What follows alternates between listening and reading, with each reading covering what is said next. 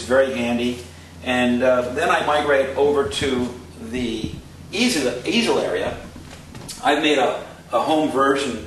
It's very simple. It's a bookshelf. And then I use a screw fastener to actually keep or secure this 36 by 24 to the wall.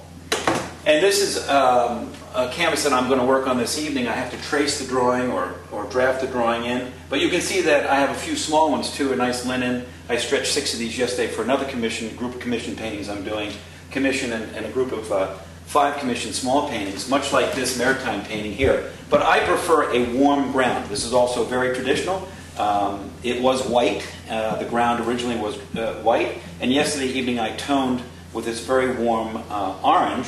And then I'll allow that to break through in a lot of the painting. And the painting really has an overall harmony organized early with putting a ground down. And it's sort of easier to get into the painting because I'm not going into a white canvas. Sometimes people are a little challenged just dipping right into a white canvas. And this breaks the ice, if you will. So it's just a little tip. Also, I just want to share with you, this is a panel that you would go in the field with, perhaps.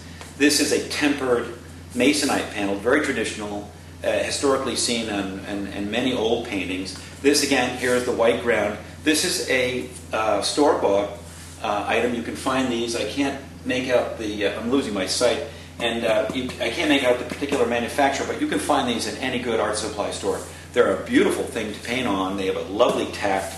They're very straight and plumb, and they nest very nicely into any custom frame. And then if you're really traveling light, last year I went away in February down to the Southern Hemisphere, and I actually took a group of my small paint box, which I shared with you earlier. I have a very small one, a 4x6 format, and I cut some cardboard, 100-pound watercolor paper and put a synthetic ground on it and then sealed it with oil paint in this warm pink ground for the lighting in the Southern Hemisphere. So this is incredibly light and portable and a really nice tool to travel with. And then you can see near my work area, I have a lot of reference material. Here's a photograph of a friend's painting. Here are some notes the night before I came home, and I realized that my last painting needed some editing, so I make some notes and I put them there for the next day. Here again is a maritime image. I love the lighting. I used it in a painting that had completely different lighting, but I made some notes from this beautiful piece of reference. And then what you can't see in this work area is the pièce de résistance, which is I have a mirror installed on the other side of the studio here.